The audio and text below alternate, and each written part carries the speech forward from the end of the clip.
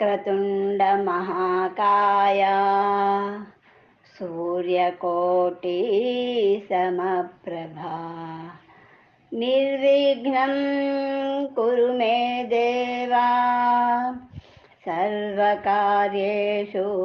సర్వదా.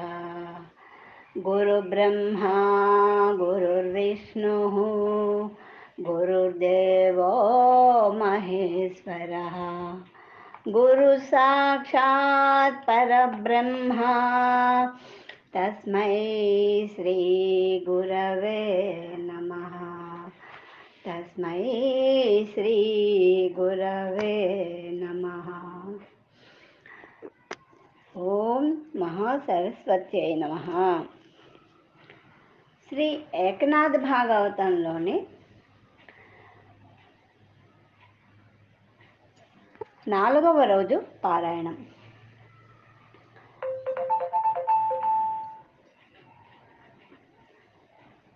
ఓం తత్సత్.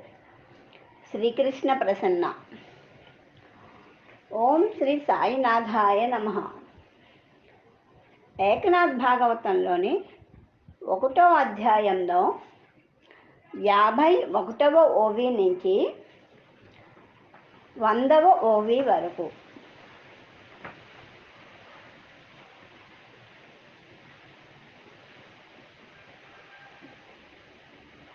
స్మరణ విస్మరణతో పాటు వెళ్ళిపోతోంది. దేహంలోనే దాక్కుంటోంది. లోపల బయట అనే భావం కరిగిపోతోంది. కానీ పోవటం లేదా ఉండటం కూడా వారికి గుర్తుండదు. స్వరూప జాగృతి వల్ల వారి స్వప్నము జాగృతి నశించిపోయి సాక్షిత్వంతో సహా సుషుప్తి మునిగిపోతోంది. ఉన్మని అవస్థ పిచ్చిగా అయిపోయి తురీయావస్థ తటస్థంగా మారిపోతోంది. దృశ్యం అనేది ద్రష్టతో సహా వెళ్ళిపోతోంది. ఒంటరితనం వల్ల దర్శనం కూడా నశించిపోతోంది. చివరికి వారి ఉండకపోవటం అనేది కరిగిపోతోంది.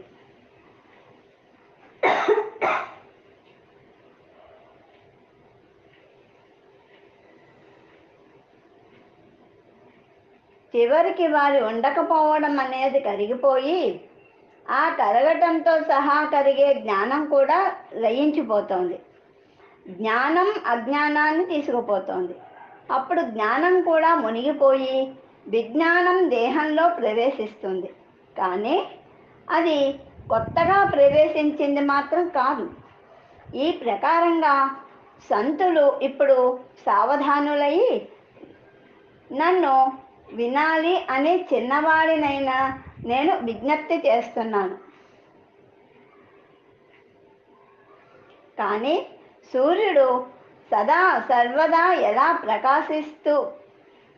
ప్రకాశం ఇచ్చేవాడై ఉన్నాడో, అగ్ని ఎలా సదా సర్వదా తేజస్సు ఇచ్చేదై ఉందో, అలాగే సదా సర్వదా సావధానులే అయి ఉన్న సంతులు ఇప్పుడు అవధానం అంటే లక్ష్యం పెట్టాలి అని అంటే నా మాటలు చిన్నపిల్లల మాటలు అవుతాయి.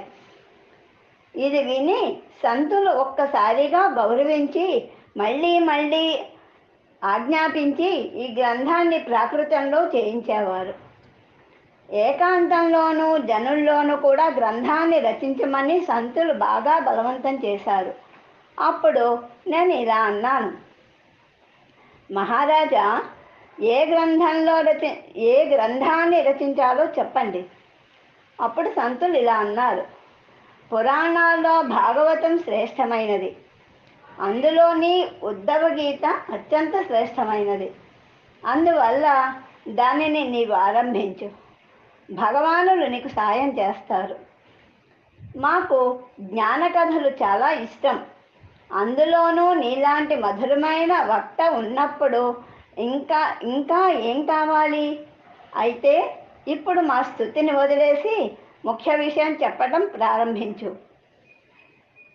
సంత స్తవనం చేసే దానిలో నీకు స్ఫురణ కలుగుతుంది. ఈ సంగతి నీకు తెలుసు.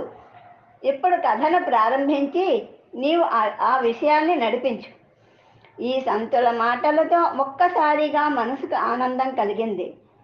ఈ ప్రసారవాణితో అంతఃకరణ స్వానందంతో ఉప్పొంగింది.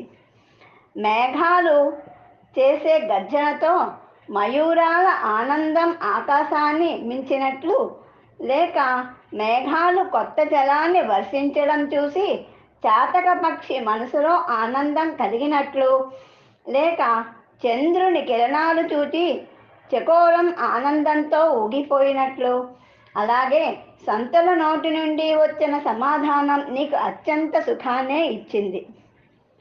ఓ స్వాములు, మీరు నిజంగా నాకు ఆనందాన్ని ఇచ్చారు. కారణం, దానిని మీరంతట మీరే పూర్తి చేసుకోగలరు. అప్పుడు నేను అనే మనోధర్మానికి నేను ఎందుకు వ్యర్థంగా వశం కావాలి?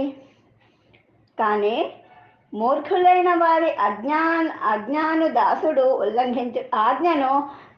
ఉల్లంఘించకూడదు. కానీ సమర్థులైన వారి ఆజ్ఞను దాసుడు ఉల్లంఘించకూడదు.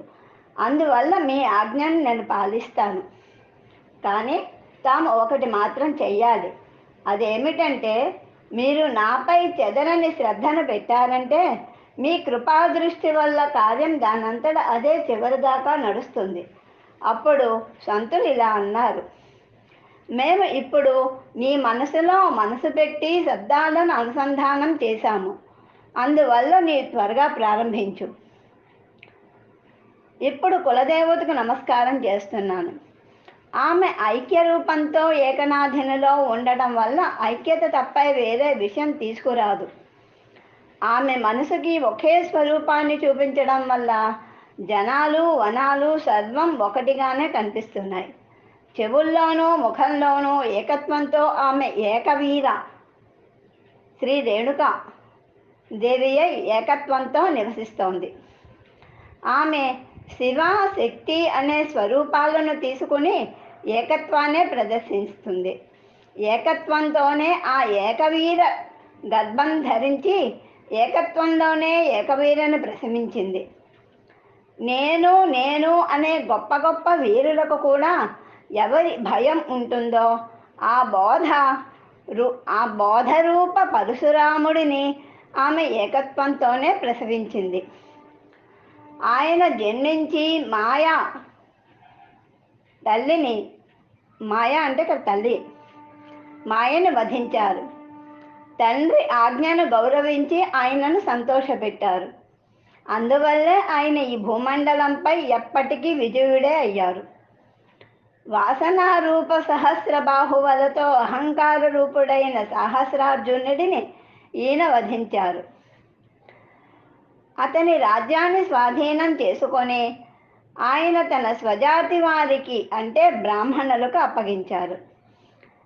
ఆయన తల్లిని చంపేసి ఆమెను మళ్ళీ పునర్జీవింప చేసుకున్నారు. ఆమె మా కులదేవత అయ్యింది. కానీ ఆమె తన పేరుతోనే మమ్మల్ని ప్రసిద్ధులని చేసింది. కారణం, ఏకవీర ఏకనాథుడు ఇవి ఒకే అర్థంతో కూడిన శబ్దాలే. ఆమె ఎప్పుడు చంపబడిందో అప్పటి నుంచి ఆమె ప్రకృతిలో మార్పు వచ్చి ఆ తల్లి జగదంబ కోపాన్ని త్యాగం చేసి శాంతించింది.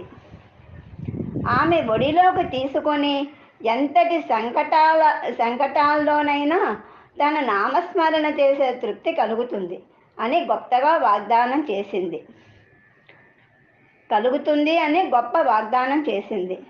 ఆ జగదాంబకు జయకారాలు చేయటం కోసం గ్రంథారంభంలోనే ఉదో అంటే ఉదయోస్తు ఉండే ఉదయించు, ఉదయోస్తు అంటే ఉదయించు అని అంటారు.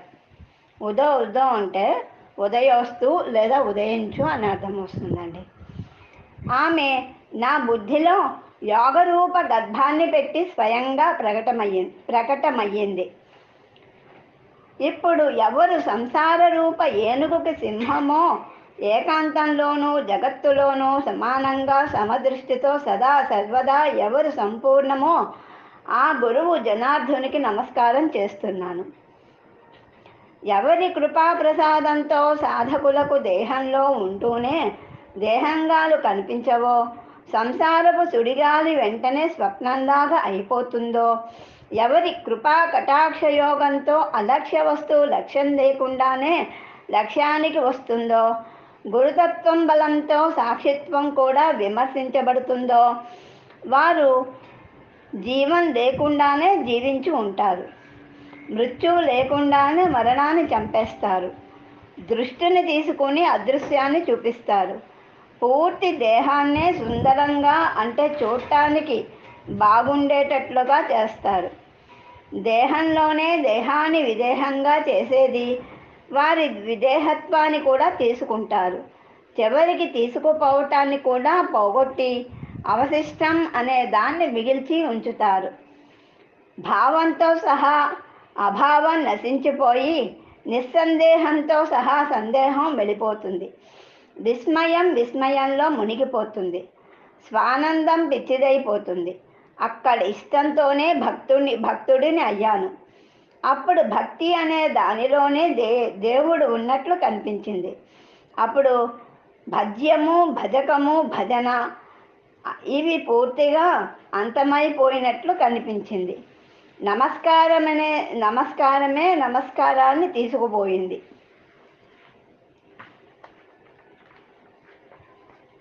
నమస్కారం చేసేవాడు ఎక్కడికి వెళ్ళాడో అది కూడా తెలియటం లేదు.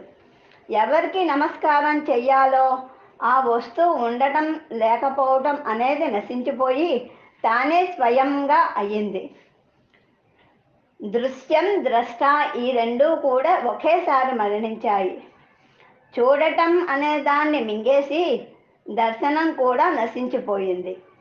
ఇప్పుడు అంతటా దేవమయమే అయిపోయింది. అందువల్ల భక్తుడే భక్తిభావాన్ని విస్మరించాడు. అప్పుడు దేవుడు కూడా స్వభావాన్ని విస్మరించి దైవత్వం నుంచి ముక్తుడయ్యాడు. దైవత్వంతో సర్వదా దేవుడే నిండిపోయి ఉన్నాడు. అందువల్ల భక్తితో భక్తుడు నశించిపోయాడు. రెండు భావనలు నశించిపోయి అభేద భావంతో అనంత స్వరూపం మాత్రమే మిగిలి ఉంది. త్యాగరహితంగా త్యాగరాహిత్యం లయించిపోయింది. భోగంతో పాటు అభోగం కూడా ఎగిరిపోయింది. యోగంతో పాటు అయోగం కూడా మునిగిపోయింది. యోగ్యత యొక్క అహంభావం నశించిపోయింది. ఇందులో కూడా మళ్ళీ విశేషం ఏమిటంటే సాయుధ్య స్థితిలో అతను దాసుడై ఉంటాడు. అక్కడి ఆనందరసం అత్యంత అవినాశి, అతర్క్యమో అయి ఉంది. శివోభూత్వం శివం యజేత్ అంటే శివుడు అయి శివపూజ చేయటమే ఆ అవస్థకు శోభింపచేస్తుంది. అంతేకాకుండా మాటలు అనేవి కేవలం మాట్లాడటమే అయ్యింది. ఆ యోగంలో స్వస్వరూప భజన అంటే ప్రాప్తి కలగదు. ఆ అభేదభావం యొక్క సేవా సుఖంలో నారదుడు ఆనందంతో పాడుతున్నాడు, నర్తిస్తున్నాడు. సుఖసనాదికులందరూ స్వస్వరూపంతో భక్తులు అవ్వటం అనేది సుఖం వల్లనే. సాగరం పొంగిందంటే దానిలోని నీరు గుంటని కూడా నింపుతుంది. అలాగే దేవుడు నాకు దైవత్వాన్ని ఇచ్చి నిజభక్తుల్ని చేసేశాడు. సముద్రం నదిలోని నీరు చూడబోతే ఒకేలాగా ఉంటుంది. సముద్రం నదిలోని నీరు చూడకపోతే ఒకేలాగా ఉంటుంది. కానీ అవి కలిసే చోట ఆ శోభ విశేషంగానే ఉంటుంది. అలాగే పరమేశ్వరుని ఐక్య రూపంతో భజన చేస్తే భజన సుఖం బాగా రెట్టింపు అవుతుంది. కుడి ఎడమ అనే శరీరానికి రెండు భాగాలు ఉంటాయి. కానీ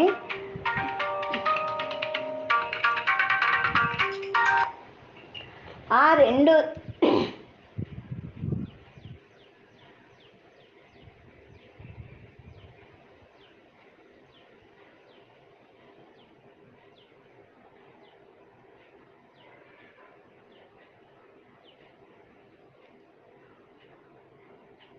కుడి ఎడమ అని శరీరానికి రెండు భాగాలు ఉంటాయి, కానీ ఆ రెండు శబ్దాలలో బోధ అయ్యేది మాత్రం ఆ ఒక్క దేహానికే. అలాగే దేవుడు భక్తుడు అనే భేదం భాషించినప్పటికీ దైవత్వంతో రెండింటి ఐక్యమే అనుభవంలోకి వస్తుంది. అలాగే గురు జనార్దనులు నన్ను తానుగానే అంగీకరించి అలా అద్వైత భక్తుణ్ణి చేసేశారు. అలాగే త్రికరణాలకు ప్రేరణ ఇచ్చి అన్ని రకాలుగా నన్ను ఆయనే వ్యవహరింపచేస్తున్నారు. ఆయన జనార్దనులు నా నోటికే నోరు అయ్యారు. నా దృష్టి మందు మూర్తిమంతమయ్యి ఆయనే నిలబడి ఉన్నారు. ఆయనే వివేకాన్ని ఇచ్చి గ్రంథాన్ని రాయిస్తున్నారు. అయితే ఆయన కౌతుకం చాలా విలక్షణమైనది. కారణం, ఆయనే నా పేరు అభంగాలలో పెట్టారు. చివరికి నామంపై అభిమానం మిగిలే చోట కూడా ఉంచలేదు.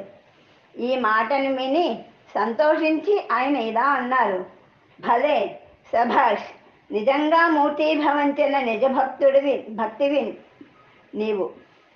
అందువల్ల ఆ రహస్యార్థం నీ నోటి నుంచి బయటకు వచ్చింది.